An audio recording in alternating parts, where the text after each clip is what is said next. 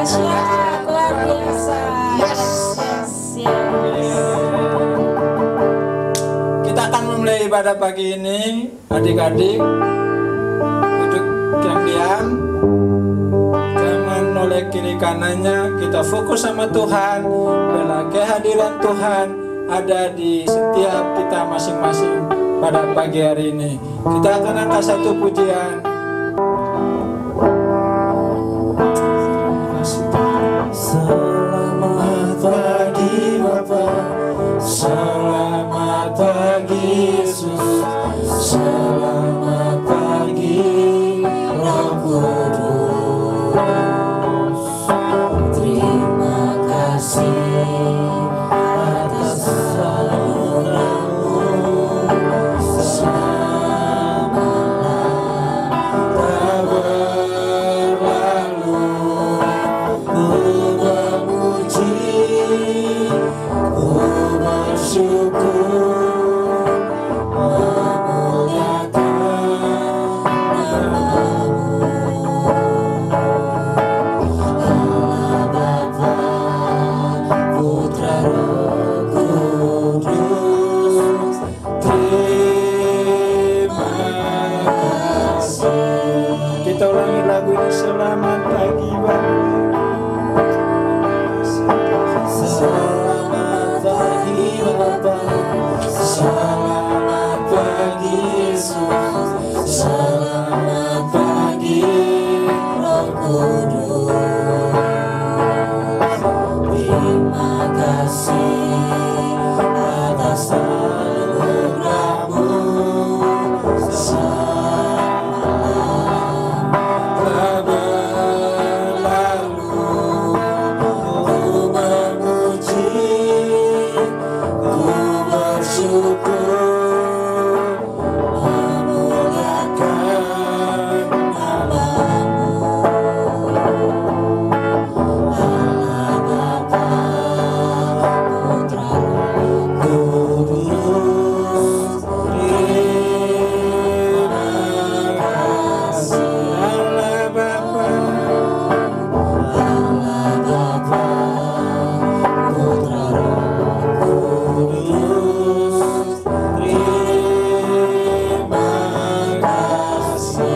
Allah Bapa, Allah Bapa, Putra, Roh Kudus, terima kasih. Di dalam nama Tuhan Yesus kami mengucap syukur pada saat pagi hari ini Tuhan. Kami mengamini setiap pujian kami Tuhan. Kalau kami mau bilang sama Tuhan, selamat pagi Tuhan, selamat pagi Yesus, selamat pagi Roh Kudus.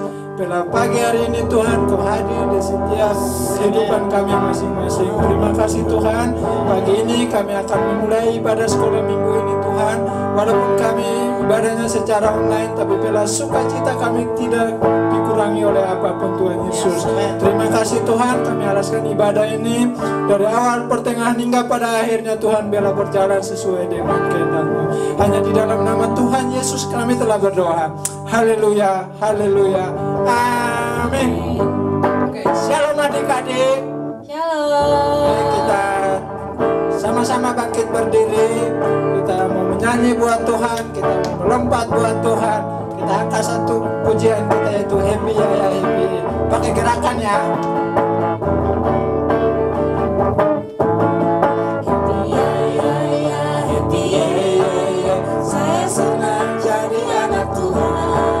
Siang jadi kenangan, malam jadi impian cintaku semakin mendalam. Happy ya.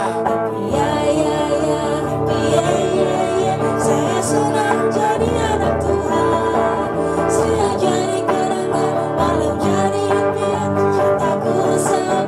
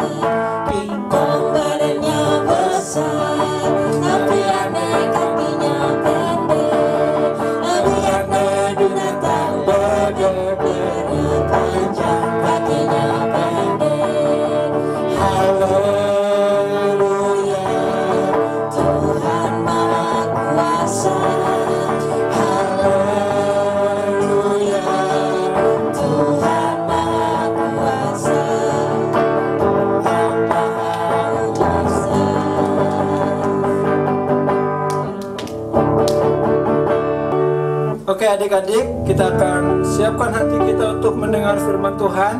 Sebelum kita mendengar firman Tuhan, kita akan nyanyikan satu lagu, yaitu baca kitab suci doa tiap hari.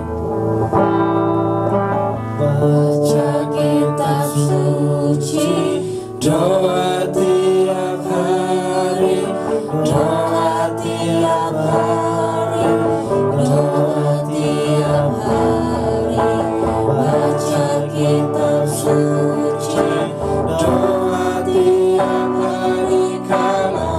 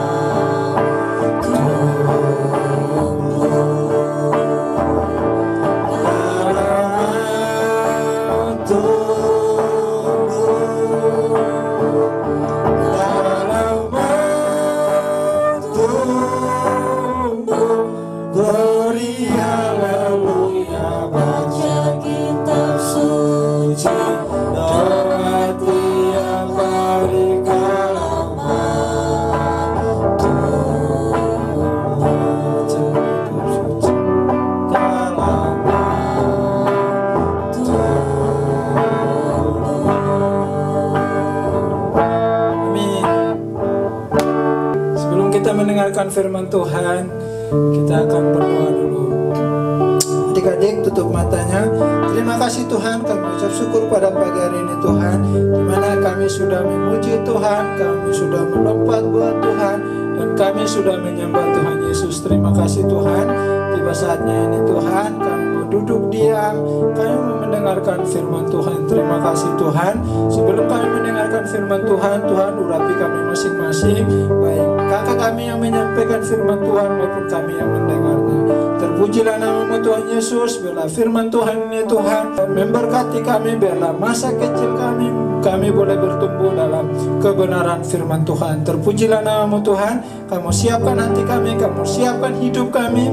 Hanya di dalam nama Tuhan Yesus kami siap mendengarkan firman Tuhan. Haleluya, amin.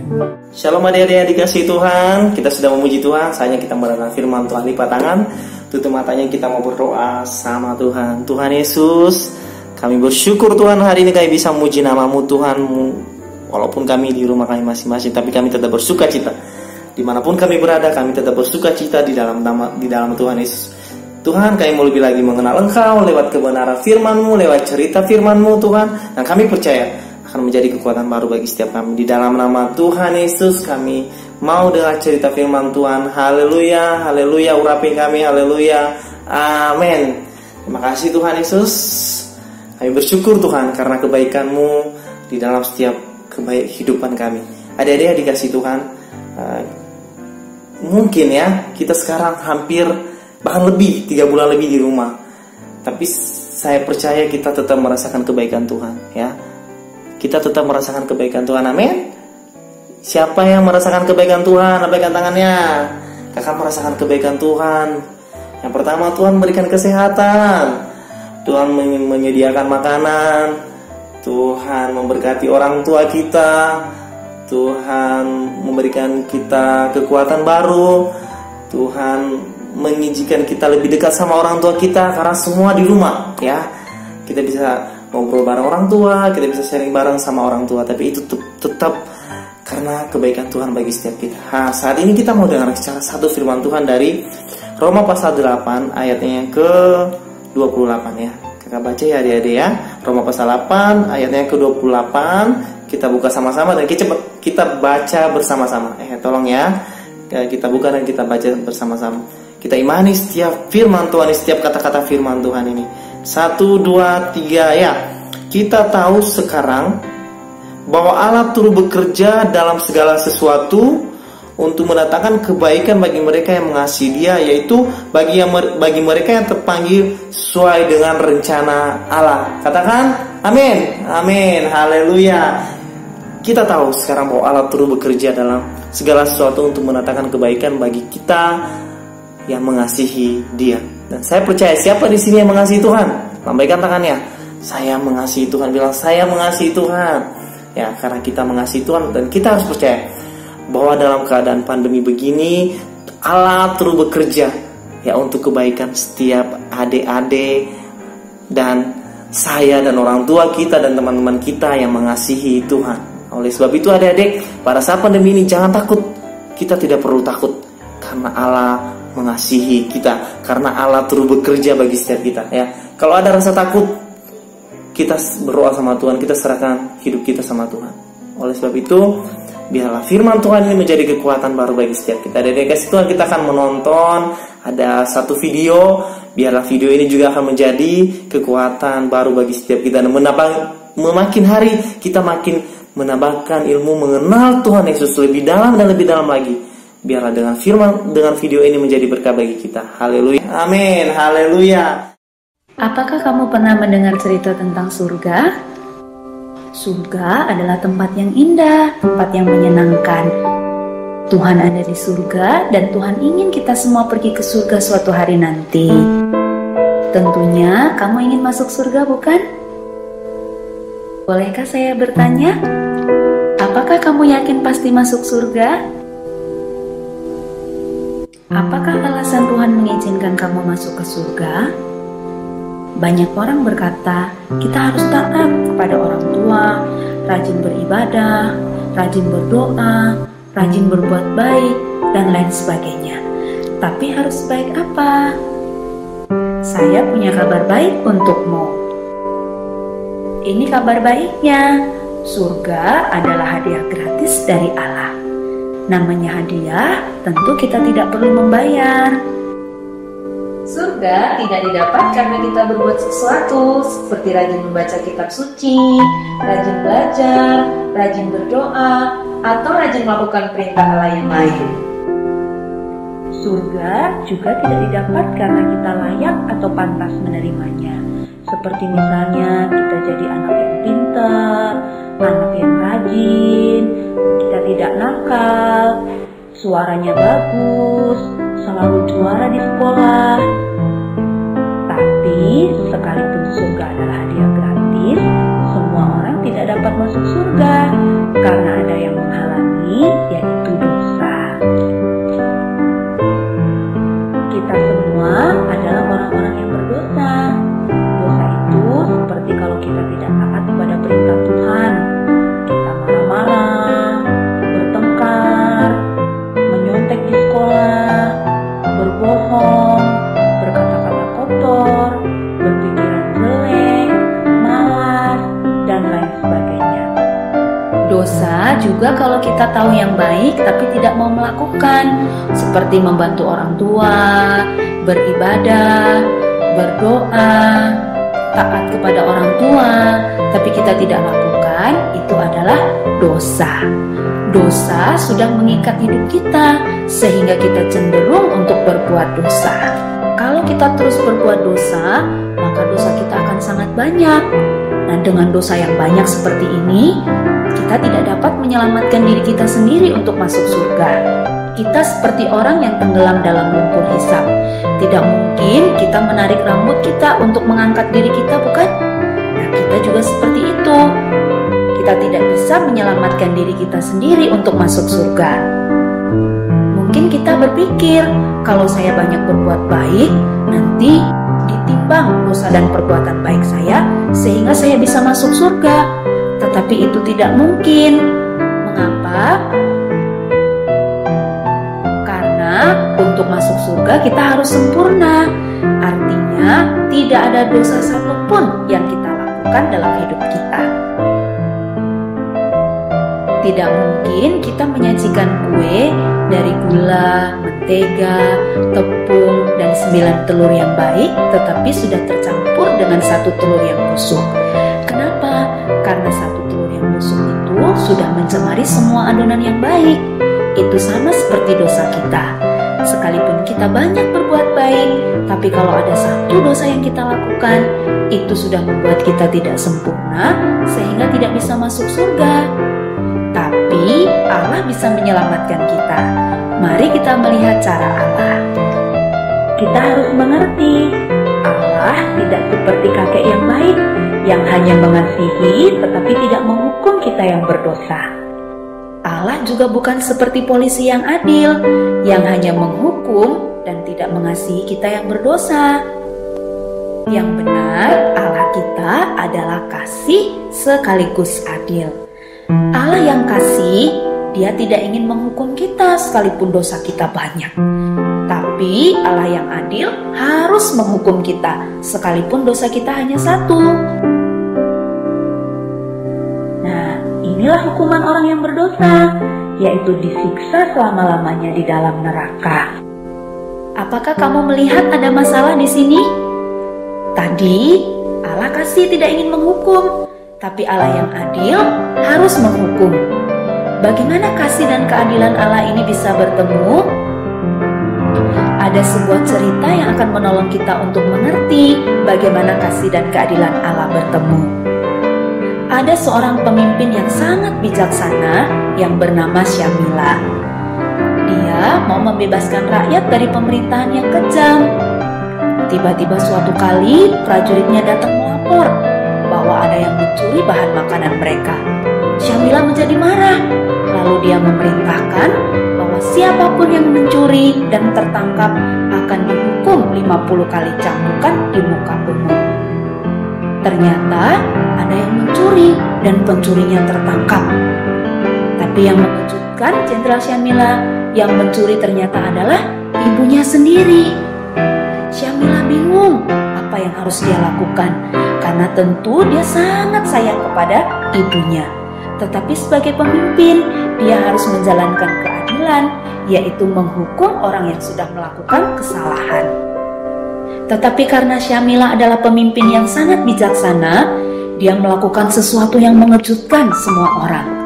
Dia membuka jubahnya, lalu dia memakaikan kepada ibunya.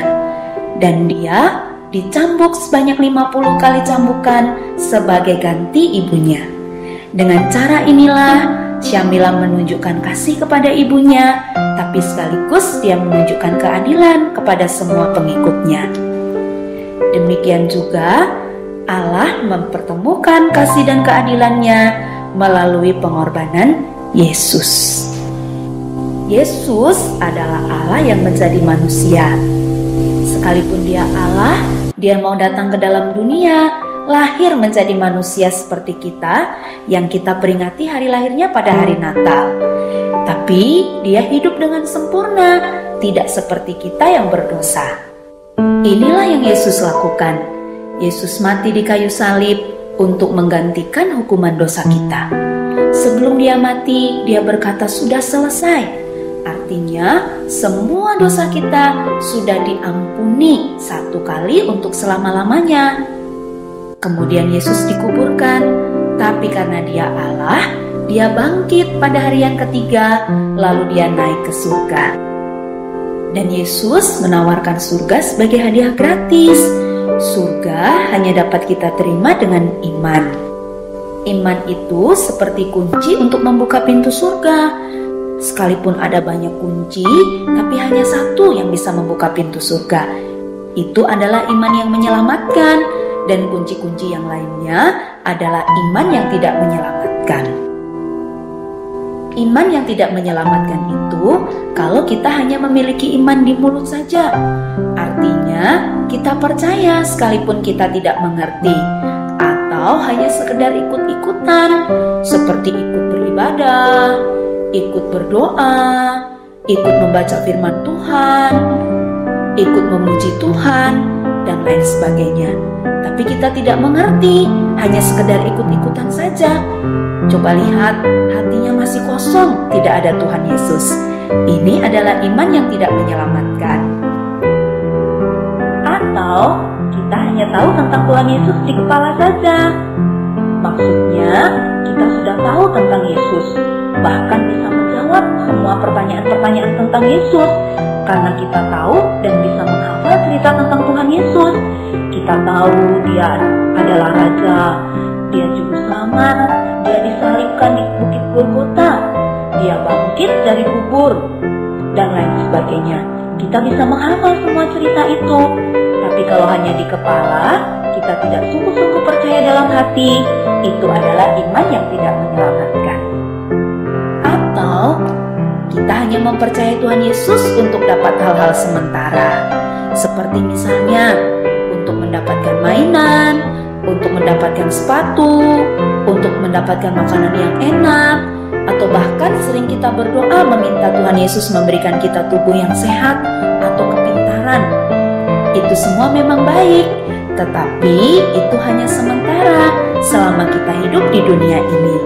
Jadi, kalau kita mempercayai Tuhan Yesus hanya untuk dapat hal-hal sementara, itu bukanlah iman yang menyelamatkan.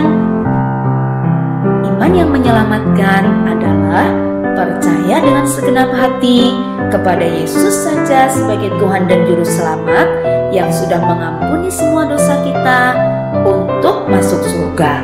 Jadi, bukan karena kita berbuat baik. Ada satu cerita, ada seorang pemain akrobat yang sangat hebat bernama Blondin. Dia akan berjalan di atas kabel melintasi air terjun Niagara sambil mendorong kereta bermuatan pasir. Ketika Blondin berhasil, semua penonton bersorak-sorai. Tapi kemudian manajernya bertanya kepada penonton, apakah penonton percaya Blondin juga bisa menyeberangkan orang melintasi air terjun? Wah, semua penonton berkata, ya, saya percaya. Tapi manajernya bertanya lagi, siapa yang mau ikut? Wah, semua penonton terdiam, tidak ada yang menjawab. Tiba-tiba ada seorang anak kecil berteriak, saya percaya, saya mau ikut.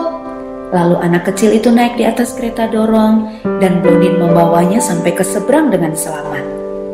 Nah, iman yang menyelamatkan itu seperti anak kecil ini, bukan hanya seperti penonton yang percaya di mulut saja, tapi mau mempercayakan dirinya untuk dibawa menyeberang.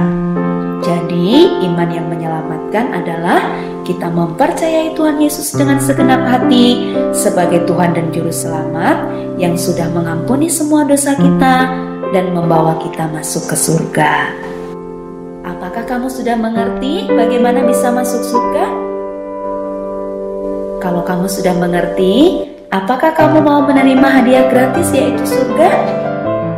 Ini caranya. Kamu percaya kepada Yesus yang sudah mengampuni semua dosamu dan membawamu masuk ke surga, bukan karena kamu berbuat baik.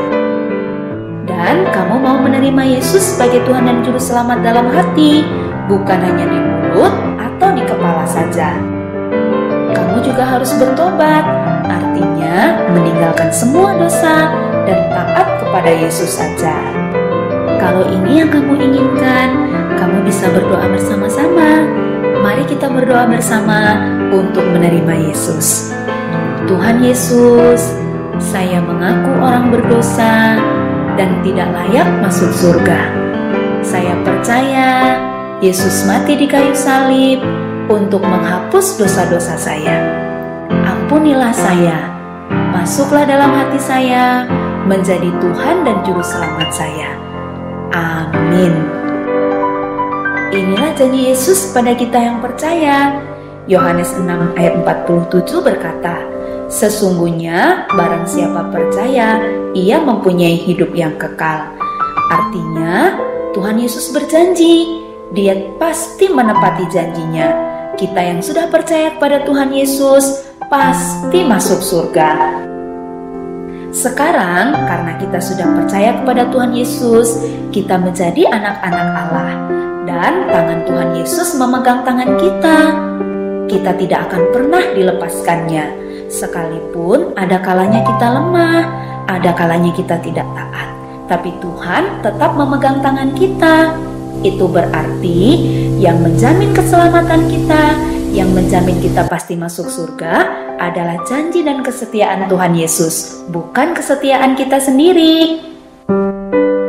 Itu seperti janji Yesus dalam Yohanes 10 ayat 28. Aku memberikan hidup yang kekal kepada mereka, dan mereka pasti tidak akan binasa sampai selama-lamanya, dan seorang pun tidak akan merebut mereka dari tanganku.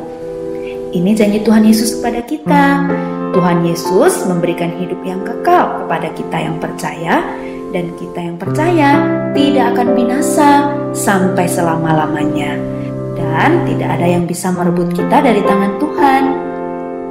Sekarang kamu sudah mengerti, kapanpun kamu dipanggil Tuhan, pasti masuk surga, karena kamu sudah percaya kepada Tuhan Yesus dengan segenap hati, bukan karena kamu berbuat baik. Tetapi sebagai orang yang percaya, kita harus berbuat baik. Itu kita lakukan untuk menyenangkan hati Tuhan dan sebagai tanda terima kasih kepadanya, bukan sebagai syarat untuk masuk surga. Sekarang kita sudah jadi anak-anak Allah, dan Allah ingin kita bertumbuh melalui membaca Alkitab, berdoa setiap hari, berbakti atau beribadah di sekolah minggu, bersekutu, dan bersaksi, menceritakan tentang Tuhan Yesus dan keyakinan kita masuk surga kepada orang lain. Jadi, ceritakan kabar baik ini kepada teman-temanmu.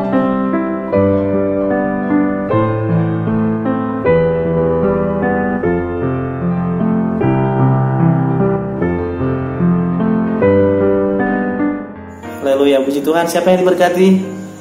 Haleluya, saya percaya kita diberkati. Kita sudah mendengarkan cerita firman Tuhan, kita sudah menonton cuplikan video. Biarlah itu menjadi kekuatan baru bagi kita. Kita berdoa, Tuhan Yesus, kami mengucap syukur buat firman-Mu, buat video yang kami telah saksikan. Biarlah itu menjadi kekuatan baru bagi kami, dan kami semakin hari semakin mencintai Tuhan dan mengenal Tuhan lebih lagi.